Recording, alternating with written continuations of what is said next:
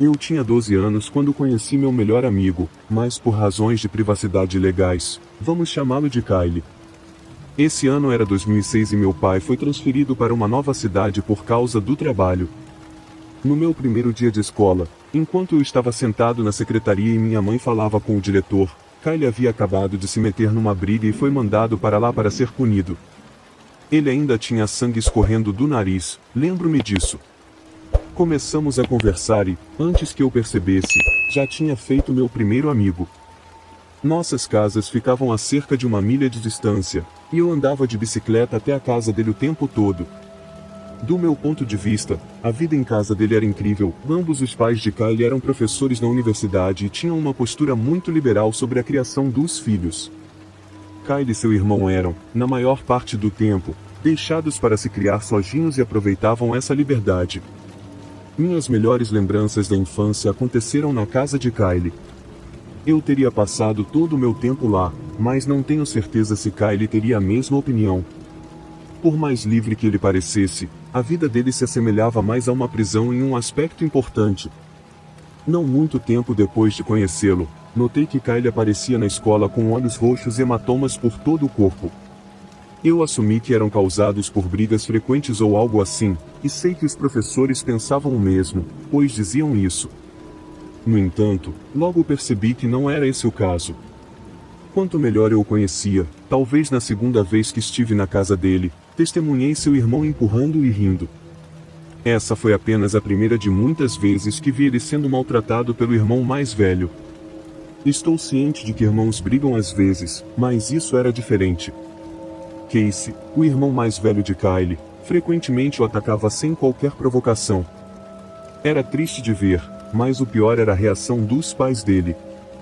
Sempre que ele pedia ajuda, eles o ignoravam, dizendo que meninos são meninos e o mandavam embora. Houve tantas oportunidades para alguém parar com isso, mas ninguém parecia se importar o suficiente. Não sou psicólogo, mas acho que o abuso do irmão o levou a se meter em brigas na escola. Posso apenas supor que era uma tentativa de recuperar algum poder que lhe era roubado em casa. Ele geralmente escolhia o maior garoto que encontrava, e, ganhando ou perdendo, nunca o vi sair sem um sorriso. Era como se ele tivesse uma personalidade dividida, e esse lado surgisse apenas para lutar. Alguns minutos depois, seu lado normal, quieto e gentil, reaparecia. Eu o vi se meter em provavelmente 10 brigas, cada uma ele insultava e provocava seu oponente até a fúria, mas nunca, em todos os anos que o conheci, ele levantou a voz para mim. Se eu não tivesse visto esse lado dele, não acreditaria que existia. Até hoje, nunca conheci outra pessoa como ele. Ele sempre será como família para mim, mas, no fundo, sempre terei medo daquela fera que espreitava logo abaixo da superfície, pronta para atacar a qualquer momento. Com o passar dos anos, muitas coisas mudaram, mas a situação em casa de Kyle permaneceu a mesma. O abuso continuou a escalar até que Kyle acabou no hospital algumas vezes.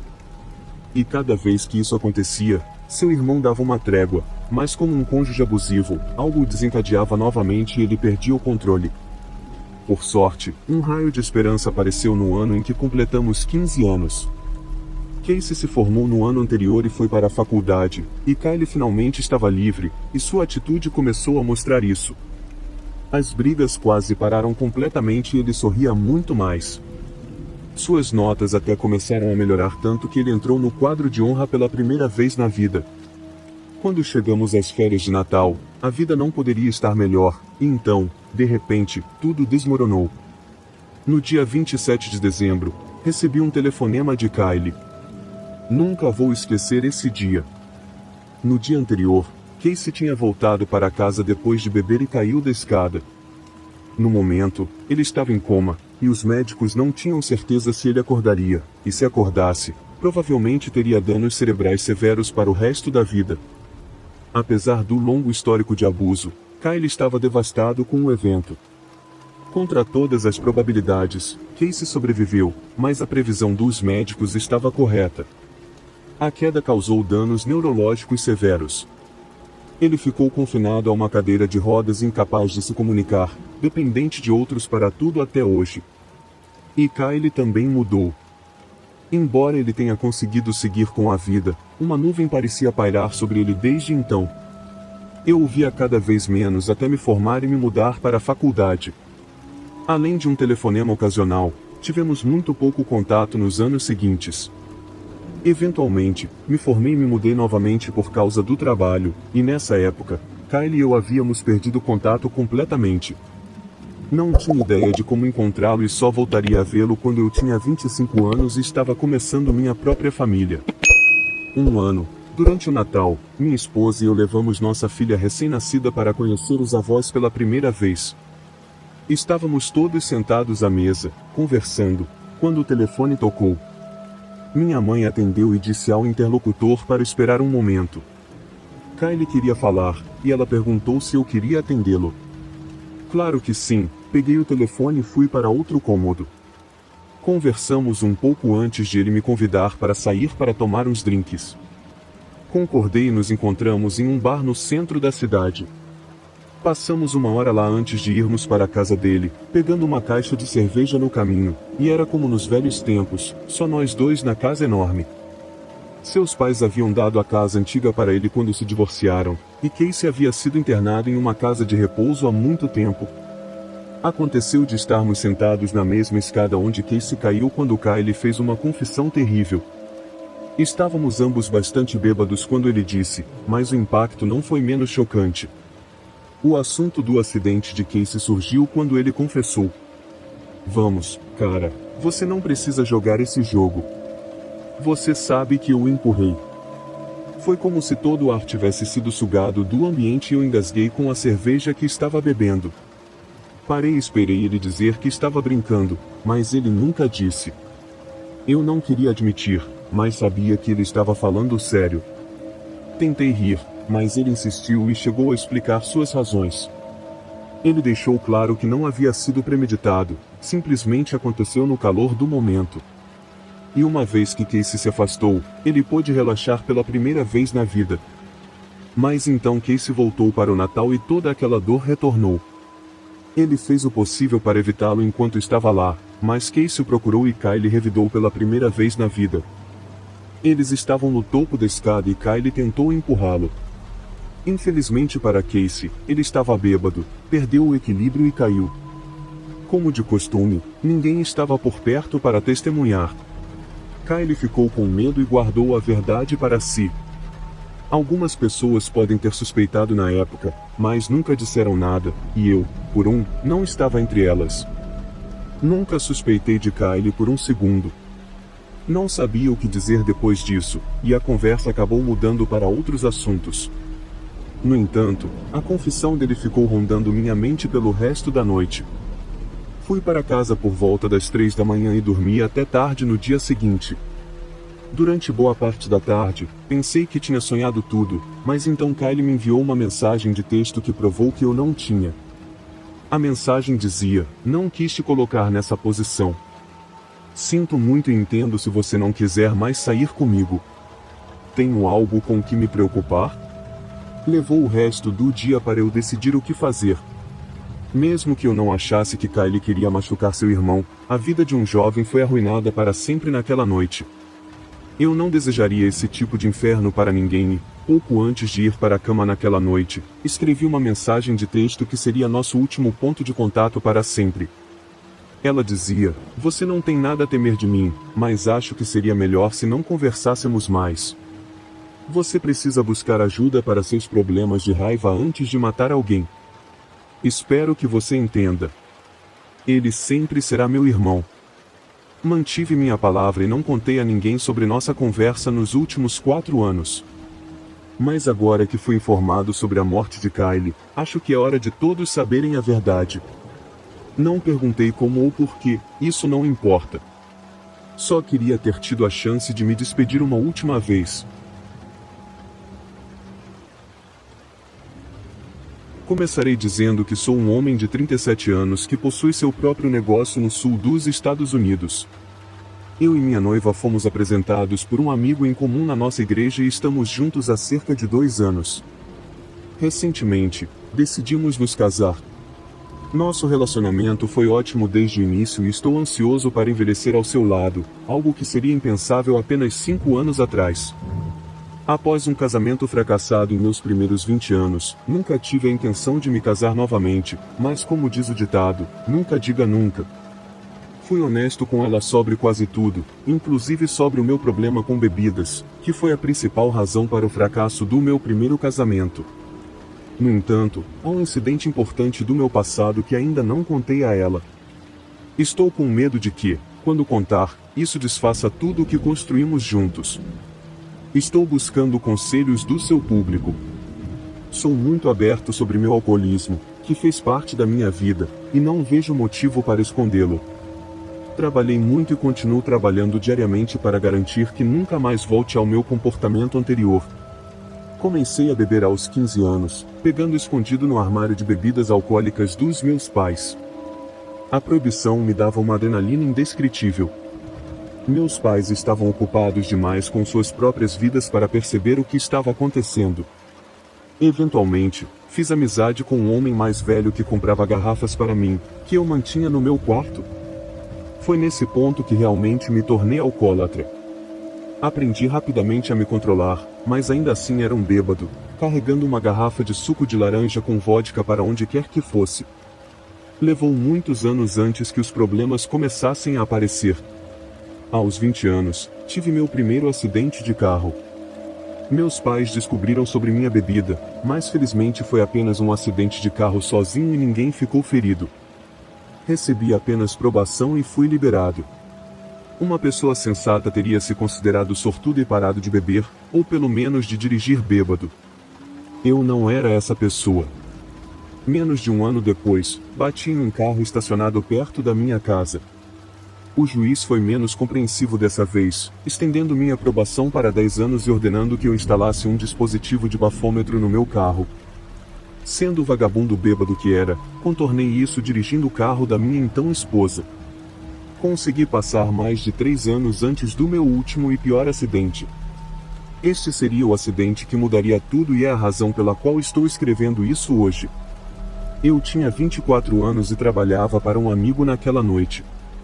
Tinha estado festejando com alguns amigos na casa de um deles e ele estava relutante em deixar-me dirigir para casa, mas eu era bom em esconder o quão bêbado eu estava e convenci-o de que estava tudo bem. Não exatamente tinha os amigos mais inteligentes naquela época e, verdade seja dita, eu estava completamente bêbado. Tudo o que me lembro é de entrar na rodovia e tudo depois disso é um borrão, mas de acordo com o relatório policial, desmaiei ao volante e bati de frente em outro motorista.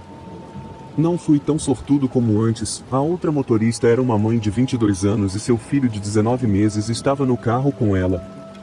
Nenhum dos dois sobreviveu ao acidente, enquanto eu saí relativamente ileso.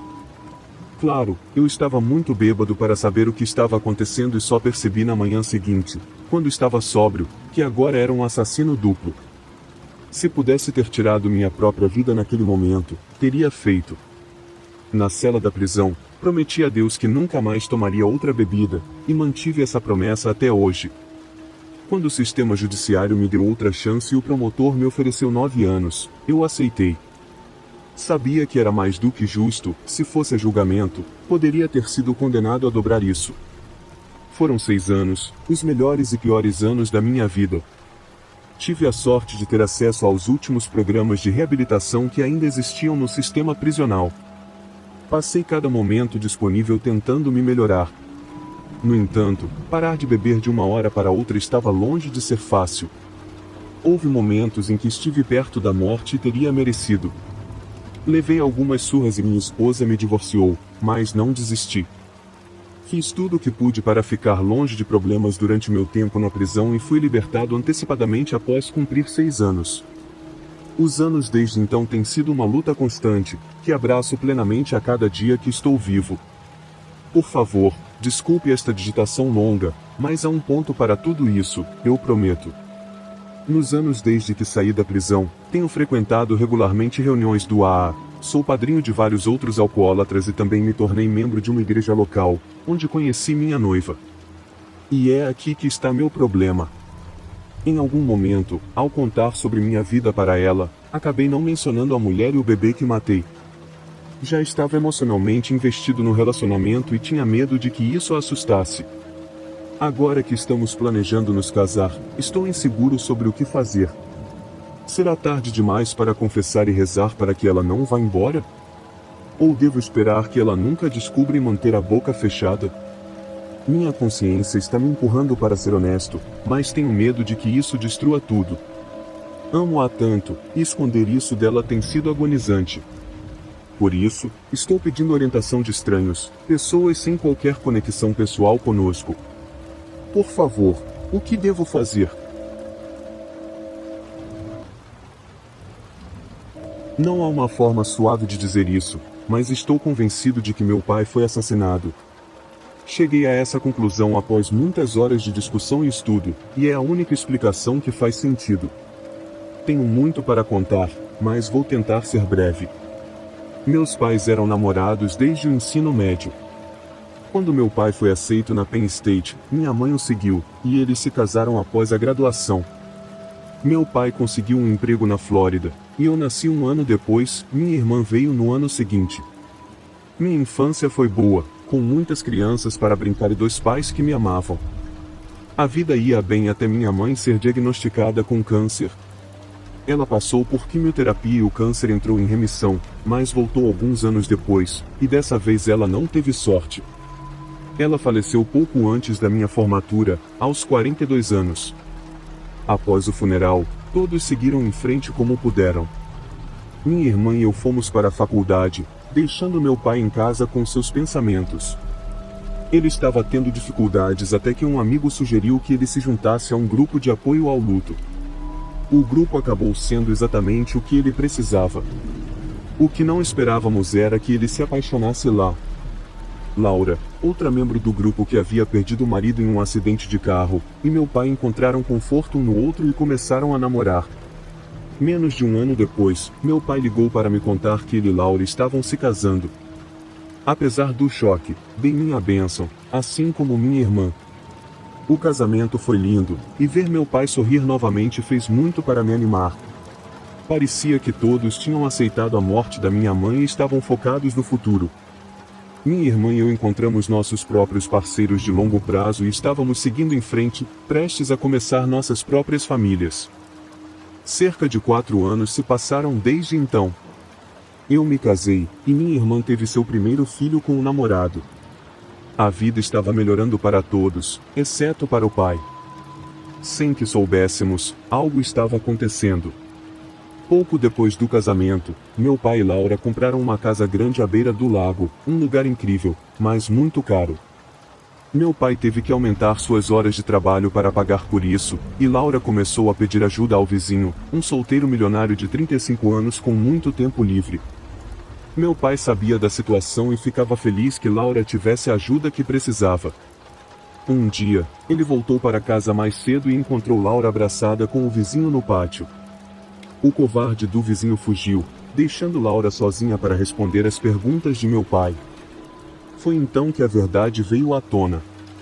Pressionada, Laura admitiu que eles estavam tendo um caso desde pouco depois de se mudarem para a casa. Meu pai ficou arrasado com a notícia, mas pior ainda foi quando ela tentou culpá-lo pelo caso, dizendo que se sentia solitária e o vizinho lhe dava a atenção de que precisava. A tentativa dela de manipulação não deu certo, e meu pai se mudou. Foi acordado que Laura poderia viver na casa do lago até o divórcio ser finalizado, quando então seria vendida. Laura fingiu que não se importava, mas à medida que o tempo passava, ela tentava atrair meu pai de volta. Em uma ocasião, conseguiu que ele fosse jantar e o embriagou, levando-o para a cama. Por um breve momento, pareceu que ele mudaria de ideia, mas eu e minha irmã conseguimos trazê-lo de volta à realidade. Laura não parou por aí. Ela até tentou contactar alguns de nossos parentes para mudar a mente de meu pai, mas nós a impedimos rapidamente. Faltava apenas um mês para a audiência do divórcio quando um terrível acidente aconteceu, ou pelo menos foi o que pensamos. Uma manhã, quando eu estava saindo de casa, recebi um telefonema de minha irmã, chorando copiosamente do outro lado da linha. Foi assim que descobri que meu pai estava morto. Nosso tio encontrou seu corpo em sua casa. Parecia que ele havia morrido de um ferimento de bala auto-infligido. Era difícil acreditar, mas os policiais estavam certos.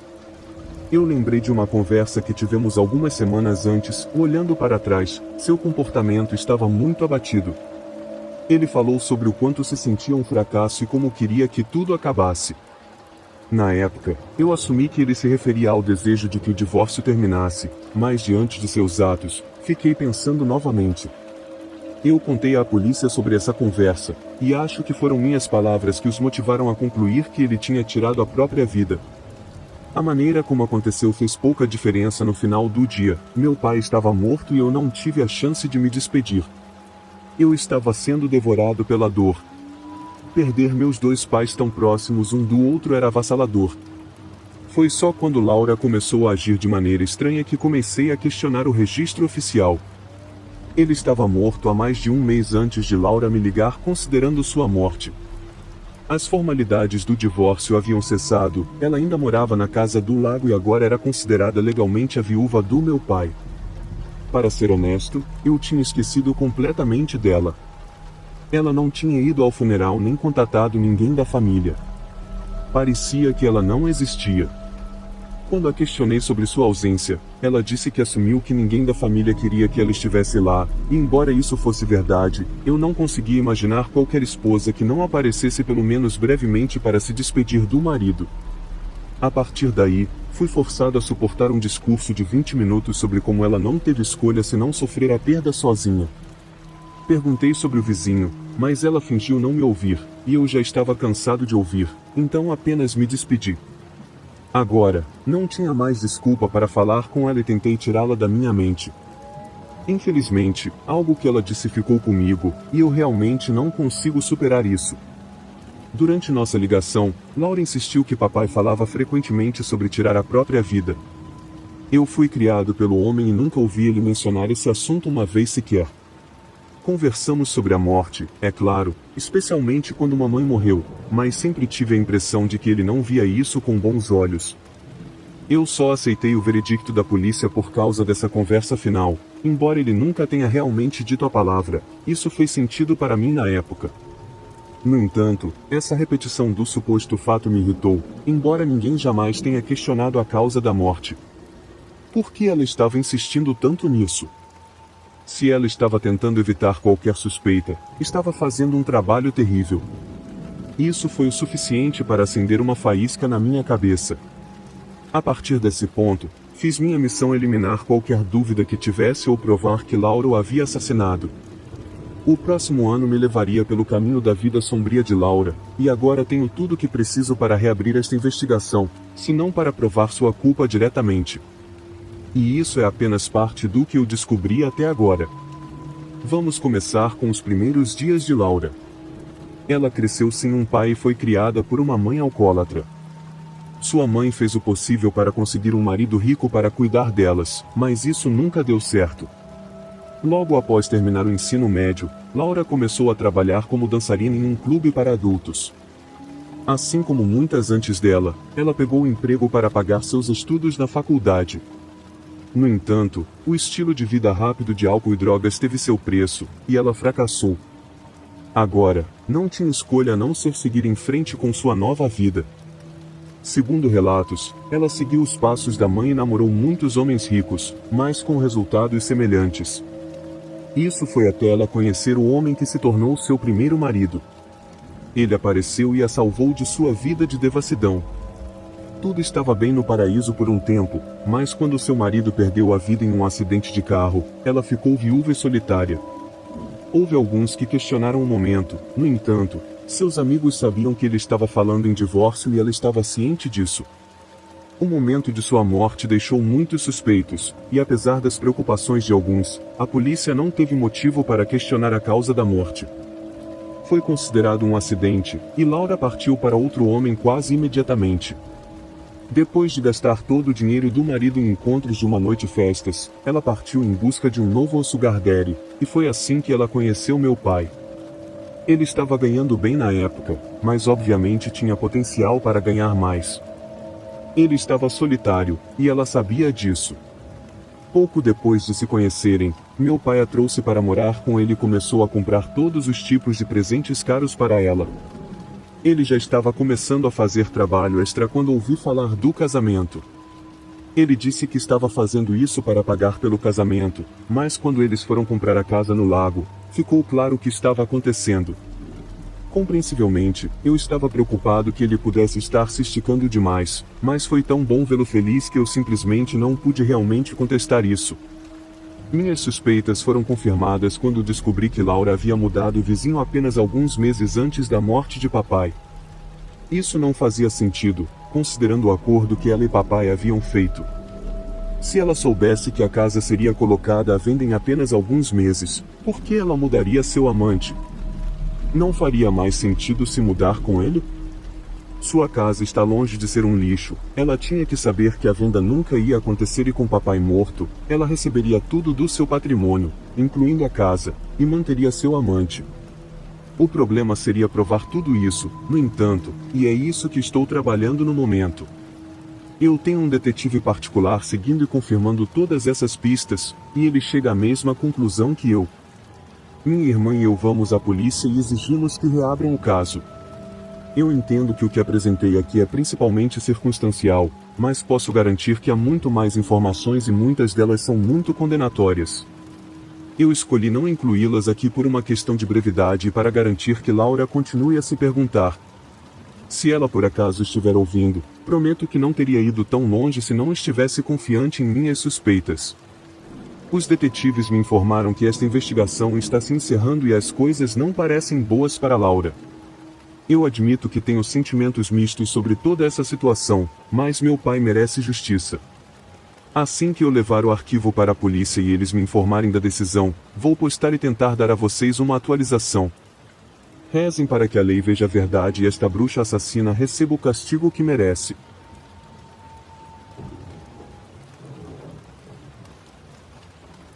Na semana passada, fui contatado por uma amiga que não via há 20 anos. Nós éramos vizinhos e melhores amigos até que algo louco aconteceu e perdemos o contato.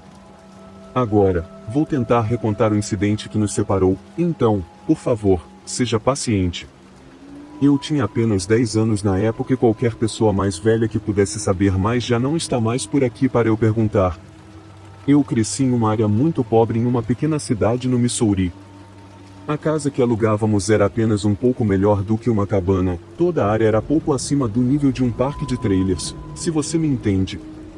Ambos os meus pais trabalhavam pelo menos em 2 empregos, e eu ficava sozinho sem ninguém para conversar de verdade. Por isso, fiquei tão animado quando Julie e sua família finalmente se mudaram para a casa ao lado. Eu andava por fora até que ela me notasse e perguntei se ela queria ser minha amiga. Ela concordou e começamos a passar todo o nosso tempo juntos. Não demorou muito para eu perceber algo estranho acontecendo, no entanto. Os pais de Julie eram muito gentis, mas tinham um comportamento bem peculiar. Até meus pais mencionaram isso quando os conheceram. Para começar, eles eram muito religiosos. Embora isso não fosse incomum em nossa área, eles passavam mais tempo estudando a Bíblia do que qualquer outra pessoa que eu conhecia. Grande parte da educação de Julie era sobre religião, e ela também tinha que participar do estudo bíblico familiar todas as noites em casa. A educação de Julie também me parecia estranha. Diferente das outras crianças que eu conhecia, ela era educada em casa pela mãe. Isso foi provavelmente o mais estranho para mim, pois eu nunca soube que isso era possível até conhecê-la. Quando ela me explicou, eu gostei da ideia e tentei convencer minha mãe a me ensinar em casa.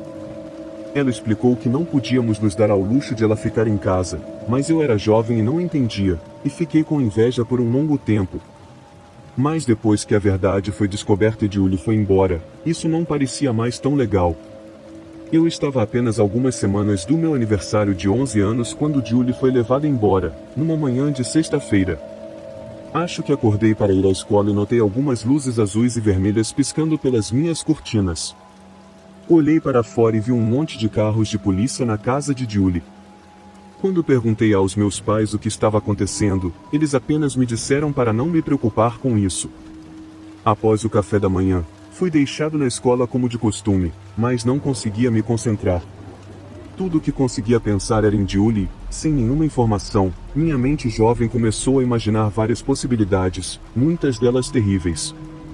Eu estava tão ansioso que não esperei pelo ônibus, em vez disso, corri o quilômetro ou mais até em casa. Fui direto para a casa de Julie e bati na porta por pelo menos 5 minutos, mas nunca obtive resposta, o que só me deixou mais nervoso.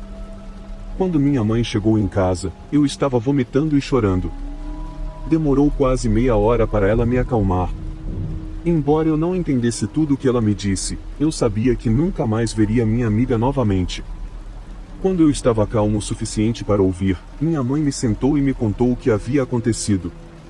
A maioria das coisas que eu sei agora foram juntadas depois dos fatos, mas tenho certeza de que minha mãe já tinha o básico naquela tarde.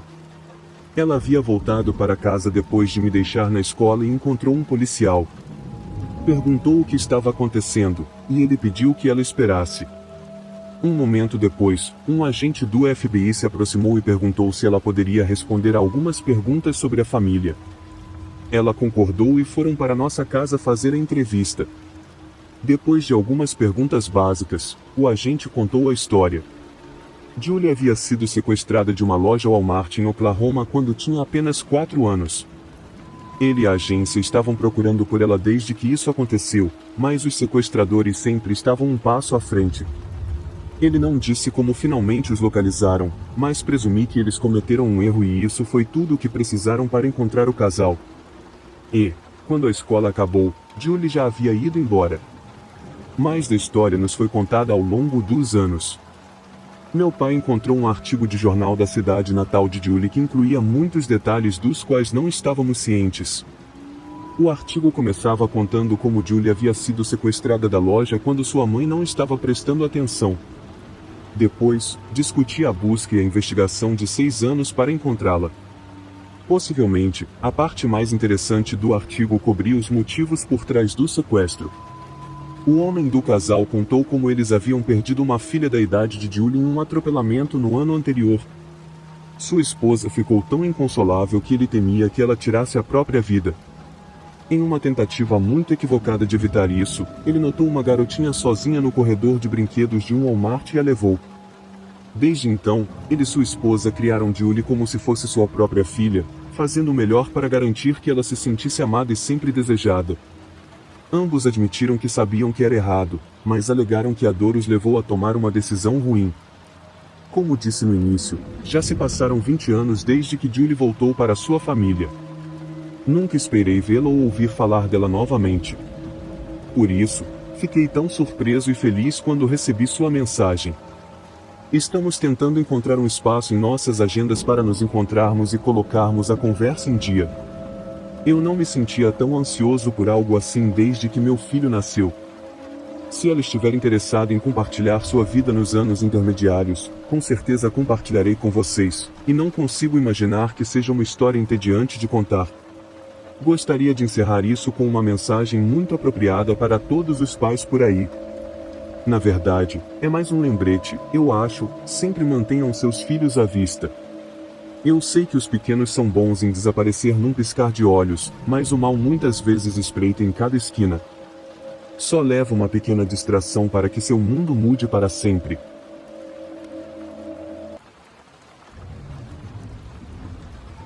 Eu nunca percebi o quanto minha avó era importante para mim até que ela se foi. Nossa família morava em outro estado e eu não a via tanto quanto gostaria. Nos grandes feriados, como Natal e Ação de Graças, ela voava para nos visitar e ficava conosco. Esses eram os únicos momentos em que podíamos realmente conversar. Ela era a única pessoa na família que conhecia nossa história e nossas origens. Eu fazia o possível durante essas visitas para ouvir todas as histórias, mas algo sempre atrapalhava. Quando ela faleceu em 2015, pensei que isso era o fim, que tantas pessoas seriam esquecidas, mas tinha certeza de que a mãe do meu pai não seria uma delas. Eu tinha ouvido e gravado inúmeras histórias sobre sua juventude e achava que sabia tudo sobre ela. Isso até 2021, quando uma terrível tempestade nos deixou presos em casa sem nada para fazer em uma fria noite de inverno. Eu ouviria algo sobre minha avó que ela nunca havia me contado, algo que não apenas me chocaria profundamente, mas mudaria completamente a maneira como eu a via para sempre. Então, essa história aconteceu em fevereiro de 2021. Uma forte onda de frio atingiu o Texas e deixou a maior parte do estado preso em casa sem energia. Eu fui para a casa dos meus pais logo após os cortes de energia começarem. Eles haviam comprado 50 acres fora da cidade quando eu tinha 12 anos e construído uma casa lá. Meu pai tinha alguns aquecedores conectados a um gerador, o que nos mantinha aquecidos e evitava o problema de canos estourados que muitos outros enfrentavam. Embora potente, o gerador não era forte o suficiente para alimentar outras coisas como TVs ou computadores ao mesmo tempo. Tínhamos muito trabalho a fazer durante o dia, mas as noites eram muito tediosas. Na segunda noite, todos já estavam cansados de jogos de tabuleiro. Foi na terceira noite que meu pai nos contaria uma história que poucos de nós conheciam. Passamos o terceiro dia muito parecido com os outros. Depois de alimentar os animais, Dave foi visitar os vizinhos e ver como estavam. Ele ajudou onde pôde. Quando voltou, espalhamos mais areia e cascalho nas passarelas. Estava quase escuro quando terminamos. Após um jantar relaxante à luz de lamparinas a óleo e velas, discutimos o entretenimento da noite. Minha mãe não estava interessada em jogar cartas, então se enrolou com um livro enquanto meu pai e eu jogávamos. Passou cerca de 1 hora antes de nos cansarmos das cartas e decidirmos contar algumas histórias de terror. Isso logo evoluiu para histórias da infância dos meus pais e todas as encrencas em que se meteram. Fiz um comentário sobre a mãe do meu pai ser brava, e foi quando ele mencionou que ela não tinha moral para falar. Isso chamou minha atenção. Insisti no assunto e ele tentou mudar de tema. Minha curiosidade foi despertada e eu não iria deixar passar. Insisti mais um pouco e ele finalmente cedeu. O que se segue é mais ou menos o que ele lembrou, embora não seja palavra por palavra. Tenho certeza de que você entenderá o que estou dizendo. Tenho quase certeza de que o ano era 1968. Mamãe nasceu e foi criada em uma pequena cidade de Indiana. Seu pai era pregador e cultivava um pedaço de terra de algumas centenas de acres que havia herdado. Pelo que ouvi, ele era um homem difícil de amar. Sua interpretação literal das escrituras bíblicas às vezes levava a punições bastante severas. Mamãe disse que era uma luta constante por aprovação. Apesar disso, ela amava seu pai de todo o coração e fazia tudo o que ele exigia. Até que conheceu Daryl Mitchell. Ela tinha 16 anos quando o viu na farmácia e foi amor à primeira vista. Daryl tinha cerca de 20 anos e já era conhecido da lei. Ele era o que todos costumavam chamar de malandro. Ele não conhecia minha mãe, mas algo o atraiu para ela. No momento em que se apresentou, minha mãe não conseguia pensar em mais nada. Logo estavam perdidamente apaixonados e não havia como isso terminar bem. Não demorou muito para que a notícia do romance chegasse aos pais da minha mãe. Dizer que ficaram horrorizados seria um eufemismo. O histórico criminal de Daryl era de conhecimento comum na cidade, e a maioria das pessoas que conheciam minha mãe pessoalmente ficaram chocadas com sua escolha de namorado. Olhando para trás, isso não era nada novo. Milhares de jovens perdem seus corações para os bad boys todos os anos. A reação dos pais dela também não foi surpresa. Mamãe foi ordenada a terminar o relacionamento e nunca mais ver Daryl. Foi uma decisão de partir o coração, mas, no fundo, mamãe era uma filha obediente e fez o que seu pai exigiu. Após uma curta ligação telefônica cheia de lágrimas, o romance parecia ter acabado. Mas o que ninguém sabia na época era que um ou ambos os participantes não tinham a intenção de deixar isso terminar tão facilmente. Para aqueles que viam de fora, parecia que o relacionamento havia terminado, porém, nos bastidores, minha mãe e Daryl ainda se encontravam secretamente. Um plano louco e estúpido estava sendo elaborado para garantir que o casal pudesse ficar junto para sempre, sem interferências dos adultos ao redor. Quando chegou o momento certo, o casal colocou o plano em ação. Mamãe saiu para a escola como de costume, mas Daryl a pegou a alguns quarteirões de casa. Eles pegaram a estrada, confiantes de que estariam no meio do caminho pelo país antes que alguém notasse que minha mãe estava desaparecida. O plano poderia ter funcionado, se minha mãe não fosse uma boa aluna. Quando ela não chegou às 2 primeiras aulas, a escola ligou para casa para saber se ela estava doente. Sua mãe ligou imediatamente para seu pai e a busca começou. Depois de uma pressão substancial sobre seus amigos, um deles cedeu e contou à polícia sobre o plano de fuga do casal, e um alerta estadual foi emitido para eles. Mas eles já haviam passado para Illinois. Embora o destino fosse desconhecido, as autoridades tinham uma forte suspeita de que minha mãe e Daryl estavam indo para o Canadá. Depois que alertas foram enviados aos estados ao longo do caminho, tudo o que podiam fazer era esperar. No dia seguinte, a polícia indiana recebeu uma ligação de Illinois. As notícias não eram boas. Naquela manhã, um patrulheiro rodoviário avistou o carro de Daryl e tentou pará-los. Daryl não ofereceu resistência a princípio, mas abriu fogo contra o patrulheiro quando ele se aproximou do veículo. Infelizmente, o patrulheiro foi morto e o casal fugiu do local. Menos de uma hora depois, vários outros patrulheiros alcançaram o carro e uma perseguição começou. A perseguição durou alguns quilômetros antes de Daryl bater em uma vala. Nesse ponto, ele tentou trocar tiros com a polícia, mas acabou sendo morto no tiroteio.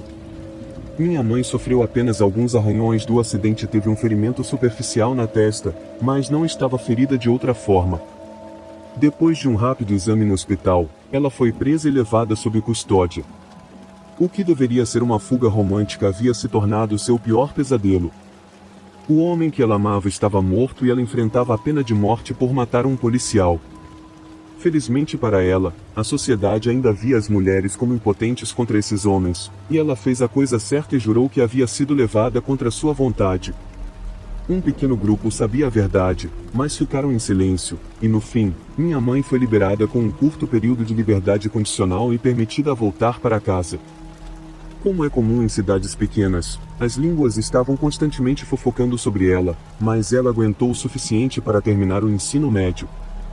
Pouco depois da formatura, encontrou um emprego em Dallas e se mudou para lá. Com uma nova cidade, ela conseguiu começar uma nova vida. Ninguém conhecia seu passado e era assim que ela gostava. Eventualmente, ela conheceu meu pai e se casaram.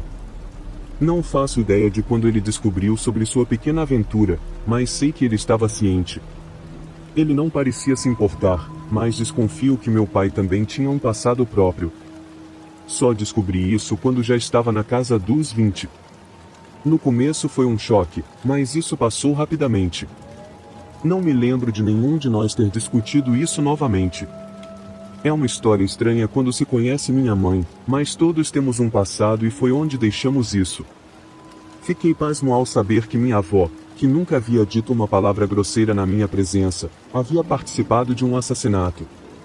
Meu pai estava certo, todos temos um passado e o dela era simplesmente muito mais extremo que a maioria. Provavelmente, a parte mais estranha de tudo isso é que eu sempre vi minha avó como uma mulher típica, doce e estereotipada.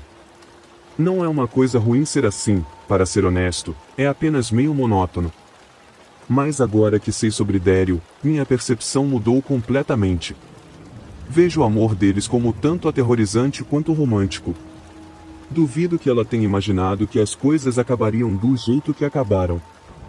Provavelmente pensou que poderia mudá-lo, que fugiriam para o Canadá e viveriam felizes para sempre. Essa fantasia foi destruída em uma chuva de balas. Perder alguém que ela amava tanto deve ter sido difícil. Ela poderia ter desistido ali mesmo, mas não desistiu, e em vez disso, se reergueu e começou de novo em outro lugar. Esse erro poderia ter destruído todo o seu futuro, mas ela não deixou isso acontecer, e por isso sempre a respeitarei muito mais. Antes de chegar ao ponto principal, achei que seria útil dar um pouco de contexto sobre minha vida. Atualmente, sou um jovem de 18 anos vivendo no Missouri. Desde que meu pai nos deixou quando eu tinha 5 anos, fiquei muito consciente do meu papel na família. Apesar da pouca idade, eu sabia o que significava ser o homem da casa. Fiz tudo o que pude para proteger minha mãe e minha irmã do mundo exterior, não importando as consequências. Mesmo sabendo que levaria uma surra, enfrentei um garoto muito mais velho quando ele chamou minhas irmãs de nomes profanos. Eu talvez não soubesse exatamente o que significavam na época, mas as lágrimas das minhas irmãs me disseram que era algo ruim. No final, perdi um dente, mas todos na cidade aprenderam o quão determinado eu era depois dessa briga. Não seria a última vez que apanharia de outro garoto por defender minha família. Raramente venci as lutas, mas nunca me arrependi de protegê-las. Eu faria tudo de novo amanhã, se precisasse, mesmo que me custasse a vida. Lutar não era o único aspecto de manter minha família segura. Provavelmente o pior evento da minha vida foi quando minha irmã foi morta em um atropelamento. Ela tinha apenas 16 anos quando aconteceu e sua morte quase destruiu nossa mãe. Apesar de ter apenas 13 anos, assumi parte do peso que estava sobre os ombros dela. Quando ficou claro que não tínhamos dinheiro suficiente para dar um enterro decente à minha irmã, vendi tudo o que possuía, exceto minhas roupas. Só guardei minhas roupas porque não achava que alguém gostaria de roupas usadas da Goldville. No final, não foi suficiente. Felizmente, a família do meu pai foi generosa o suficiente para pagar, e, independentemente disso, ainda dei o dinheiro para minha mãe ajudar nas contas. Só queria poder ter dado mais, mas ninguém me contrataria por causa da minha idade. Digo tudo isso simplesmente para mostrar como a família sempre foi importante na minha vida, e talvez agora você entenda por que um segredo do passado me deixou tão confuso e precisando de ajuda. Quando recebi a tarefa no início do semestre, não tinha ideia do que estava prestes a descobrir. Por causa das minhas notas no terceiro ano, fui colocado em biologia avançada no último ano. Na verdade, a tarefa de traçar nossas árvores genealógicas não tinha muito a ver com genética. Acho que o professor queria realmente que víssemos o quão complexa a família humana pode ser. Estava ansioso para aprender sobre o passado da minha família, mas senti resistência desde o começo. Quando mencionei a tarefa pela primeira vez, minha mãe rapidamente mudou de assunto. Não pensei muito nisso na hora, mas cada vez que mencionava depois disso, ela reagia da mesma forma ou simplesmente ignorava. Não sabia o que estava por trás dessa reação, mas ficou claro que ela tinha algo a esconder. E, por sorte, encontrei uma prima distante em um site de genealogia que conseguiu me fornecer a maior parte do que eu precisava. Tudo o que faltava era uma pequena quantidade de informação que só minha mãe poderia fornecer. Conforme o prazo se aproximava, fiquei mais nervoso e implorei para que ela ajudasse. Ela continuou inventando desculpas até eu mencionar a prima. Um olhar doentio se espalhou pelo rosto dela e ela pediu para eu me sentar. Nunca poderia imaginar o que estava prestes a ouvir. Até os anos 1990, minha família era relativamente normal. O lado da minha mãe chegou aos Estados Unidos em meados do século XIX, vindos da Suécia como milhares de outros e compraram um pequeno pedaço de terra para cultivar. Meus avós se conheceram após a Segunda Guerra Mundial e começaram a família. Quando um dos meus tios faleceu, minha mãe e seu irmão gêmeo eram os únicos filhos restantes. Tudo era normal até minha mãe ter cerca de 13 anos. Por volta dessa época, o pai dela começou a visitá-la em seu quarto tarde da noite. Isso é o máximo que vou dizer sobre isso. Ela manteve isso em segredo por um tempo, na esperança de que parasse, mas depois de um ano e sem parar, ela confessou para a mãe dela. Ao invés de se zangar com o marido, minha avó chamou minha mãe de mentirosa e até a esbofeteou. Ela manteve para si mesma depois disso. As visitas ao quarto continuaram até que alguém notou e acabou com isso. Esse alguém foi meu tio, o irmão gêmeo da minha mãe. Ele não sabia de nada até que viu o pai saindo do quarto da mãe uma noite. Ignorou na hora, achando que não era nada, mas quando confrontou a irmã, ela desabou e confessou tudo. Naturalmente, ele ficou enojado e furioso com o que ouviu e perguntou ao pai se era verdade. Em vez de negar, o pai disse para ele cuidar da própria vida, e isso só o deixou mais furioso. Em poucos momentos, tudo mudou para sempre. O irmão da minha mãe saiu do quarto onde estavam e pegou uma espingarda do seu armário. Voltou e encontrou o pai sentado no sofá assistindo televisão. O garoto calmamente e silenciosamente se aproximou por trás do pai e atirou na parte de trás da cabeça dele. Isso foi tudo o que bastou, um tiro de perto com a arma poderosa e estava tudo acabado. Como você pode imaginar, a casa virou um caos. Meu tio não resistiu quando a polícia o levou, e essa seria a última vez que minha mãe veria seu gêmeo. O que deveria ter terminado ali só piorou. Minha avó constantemente amaldiçoava minha mãe, culpando-a pela morte do marido. O abuso ficou tão ruim que minha mãe finalmente fugiu de casa com meu pai e se casou. Você já sabe como isso terminou. Fiquei sem palavras depois de ouvir isso. Não tinha ideia do que dizer. A história dela respondeu a muitas perguntas e criou tantas outras ao mesmo tempo. Já havia me perguntado por que o lado da família da minha mãe nunca aparecia. Achava apenas que todos estavam mortos. Minha mãe nunca mencionou eles, e se alguém dessa parte da família surgia na conversa, ela simplesmente ignorava. Meu pai devia saber, considerando que nunca os mencionava, e agora percebo como isso é estranho. Meus amigos perguntavam sobre essa parte da família e eu não podia fazer mais do que dar de ombros. Quando você é jovem, coisas assim não importam, mas agora é a única coisa que importa. Desde o dia em que ela me contou, não falamos muito. Não posso falar pela minha mãe, mas não tenho ideia do que diria se falássemos. Há tantos pensamentos e perguntas rodando na minha cabeça que não consigo pensar em mais nada. Embora eu tenha apenas simpatia pela minha mãe e pelo horror que ela foi forçada a experimentar, fico imaginando quantas outras coisas me foram escondidas. Uma pequena parte de mim a odeia por ter mantido isso em segredo, mas isso é só meu lado egoísta aparecendo. Apesar do meu trabalho estar para ser entregue em poucos dias, não me importo com isso. Não me importo nem se vou me formar ou não neste ponto. Obviamente, estou mantendo as coisas anônimas aqui, mas talvez alguém possa me ajudar. Mas, como estão as coisas, não consigo imaginar como.